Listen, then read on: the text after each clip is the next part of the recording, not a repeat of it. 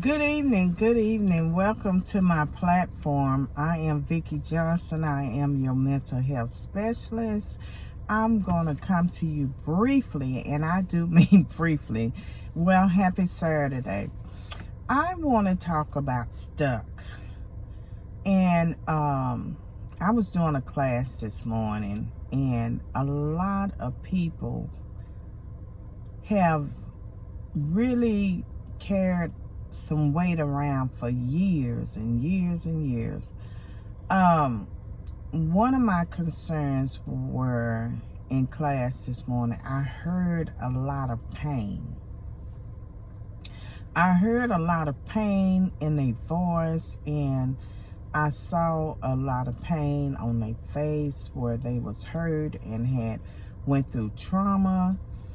And we was talking about different topics, different things, just life in general, and the things that we face out here in the real world. And majority of my class this morning was males. And as you know, as a male, males don't like to share anything. But these males that were in my class this morning, they began to open up. They began to open up and share some pain that they had been carrying around. They were stuck in a situations that they felt that they had no way of getting out. So as I listened to each of them tell their stories, you can see the pain. You can hear it in their voice. You can see the expressions that they was having on their facial expressions.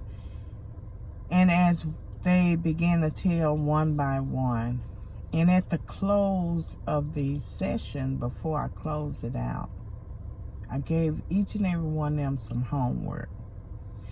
I said, listen, some of you guys have been carrying around pain for 10 years. I heard one say 10 years. Then I heard another one say 5 years. I heard one say 2 or 3 years. Then I heard one say recently. It was very, very tragic. It was like 10 people in my class this morning. And it was like 3 or 4 of them told stories, true stories, because that's what we do. We talk about true situations, lived experience. And as they were sharing their story, you know, these young men and older guys, they shared their story. But I could see the pain. And the ones that held up in class that told their stories, then you had some that they couldn't take it anymore. They broke down and they cried. And the ones that cried, I say, let it out. Because they had been carrying around the pain and the hurt for so long. And we as humans began to get complacent in our stuck. We get complacent in our stuck because we don't know how. Some of us don't know how to get out of it. We feel like there's no way of return. And most of them, as a guy, as a male, they don't like to share their stories. They don't like to talk about it. They like to band-aid it up and cover it up. And most of them feel like that men do not supposed to gossip. They feel like they don't supposed to gossip. They don't supposed to share with anyone. They feel like it would take their manhood away. So they keep it bundled up inside. Bundled up for years and years. And one guy that was sharing his story, Very tragic. He had been carrying it around for 10 years, just stuck. And he said in the class, he said, Miss Vicky, I just never experienced nothing like that. And I just didn't know what to do. I didn't know who to turn to. I didn't know anything about resources. I didn't know that I can get help. He said it didn't happen to me, but it happened to my friend, but it impacted him because his friend died from the trauma. His friend was in a situation dealing with mental health. And he, as a friend, did not recognize mental health. He didn't know the signs. He didn't know the warning signs. He didn't know that how to help his friend, because he felt like he was just acting bizarre. And he didn't know how to deal with that. So he told his friend, pull over and let me out. He said his friend was driving on the wrong side of the road, driving on the sidewalks, just doing very bizarre things.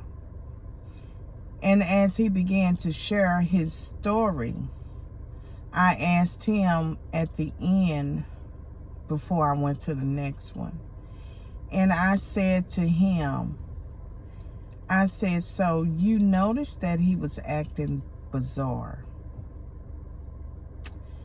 I said, if you had a second chance, since you did not know how to handle it, in real life, but if you had a second chance, what would you do? He said, Miss Vicky, I don't know, but the pain is still here. I say, I understand that the pain is still there, but let me give you some advice.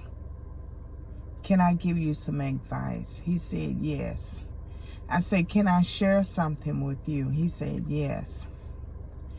I said, when you're in a spot or in a place that you don't know what to do, I said, your friend is gone now. But I want to leave this advice with you. When you find someone acting bizarre, seek out help for them. Don't leave them. Talk them through and talk them to the paramedics get there. Talk them to the police get there. But don't leave them. And I said, or you can drive. Offer to drive instead of them up under the wheel. Stay cool, calm, and collective.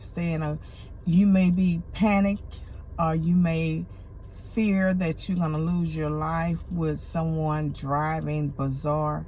But being a friend, most of the time, they will listen to you and ask them to pull over and let you drive. And you drive them to the nearest police station, fire station, hospital. And I said, you continue to talk to them and have a calm voice, because you don't want them to see you sweat. And I said, for those of you who've been in a tragic situation, or you know someone and you didn't have time to really talk to them because of the sudden death, I say, I want you to sit down and write a letter to them. And not only write a letter to them, but write a letter to yourself. Release all the pain. Just write it down. Write it down. Write it down. And I say, if you have to cry, you cry. Whatever you have to do to release that pain. And that is what's wrong with most of us. Because we hold it in for so long, and we tend to get used to it, our pain. We make friends with our pain. We tend to go out with our pain, have a good time, and then we carry our pain back home and we suffer in silence. Release the suffering in silence. Release the pain and the hurt today. Set yourself free today. Begin to do some coping mechanisms, such as walking. Find your good support group. As I stated in class this morning to the young man and older guys, as they release the pain, I said, I want each and every one of you guys to go and seek help. I said there are good grief support groups in your area. They will not charge you. You can go and attend, and I'll hand out some resources this morning to the guys that was in the class, in the sessions. And I say, go and find your happy. Get your happy back. Especially those who have been carrying it around decades. It's time for you to release it and get your health back, because you've been living unhealthy. You've been living in situations not setting healthy boundaries. You've been carrying around this pain and this hurt for so long. Now it's time to release it and be happy and get to know your true self. And as I begin to share my story of pain and hurt, I said the work is not going to be easy, but it can be done, and it is possible that you can recover from grief in any other situation if you're willing. The mind has to be willing, the body and the spirit has to be willing, and you have to be willing to change. It's not going to be easy, but it can be done. I say I'm a living witness. For years I carried around dead clothes, walking around in dead clothes, walking around as a dead person in my spirit. I wasn't dead physically, but I was dead spiritually. For many years, I didn't know myself. I didn't like myself. For many years, I stayed in pain.